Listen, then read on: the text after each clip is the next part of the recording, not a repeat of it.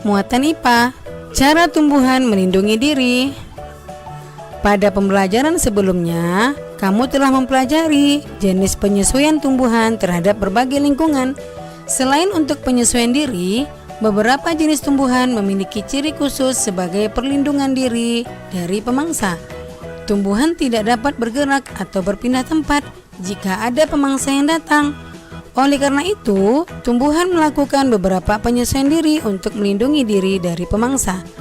Berikut beberapa contoh penyesuaian diri yang dilakukan tumbuhan untuk melindungi diri. Yang pertama, memiliki duri. Beberapa tumbuhan memiliki duri pada batang atau buah untuk melindungi diri dari pemangsa. Misalnya tumbuhan mawar, bougainville, rotan, kaktus, salak, putri malu, dan durian. Ada pula tumbuhan yang memiliki duri pada buahnya. Misalnya, durian. Kamu suka durian kan? Yang kedua, memiliki rambut halus. Beberapa tumbuhan seperti bambu, jagung, terung, dan tebu memiliki rambut halus atau gelugut di permukaan batang maupun daunnya. Salah satu fungsi rambut halus tersebut adalah dapat menimbulkan rasa gatal bila disentuh oleh pemangsa. Kemudian, yang ketiga adalah daun yang tajam. Nanas, lidah buaya, dan kaktus memiliki daun yang tajam dan berduri di bagian tepinya. Hal ini juga bertujuan untuk melindungi diri dari pemangsa. Nah, yang keempat, menghasilkan getah.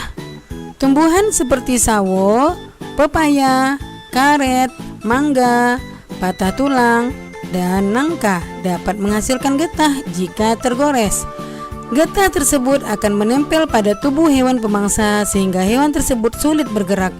Pada beberapa tumbuhan, getahnya dapat menyebabkan perih pada kulit sehingga hewan-hewan tidak berani memakannya.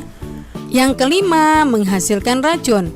Contoh tumbuhan yang menghasilkan racun adalah jarak dan kecubung. Buah jarak mengandung racun yang dapat mematikan bagi hewan yang memakannya. Kecubung juga mengandung racun. Efek yang ditimbulkan jika dikonsumsi antara lain mual, muntah, sesak napas, rasa gelisah, mulut terasa kaku, dan halusinasi. Hati-hati ya, jangan sampai mengonsumsi buah-buah tersebut. Tumbuhan beradaptasi untuk mempertahankan hidupnya. Adaptasi adalah ciri-ciri khusus yang dimiliki tanaman atau tumbuhan untuk hidup pada tempat dan daerah tertentu. Berdasarkan habitatnya, tumbuhan dibagi menjadi 3 jenis, yaitu yang pertama adalah hidrofit, yang kedua hygrofit, yang ketiga xerofit. Nah, kita bahas satu persatu. Yang pertama adalah hidrofit.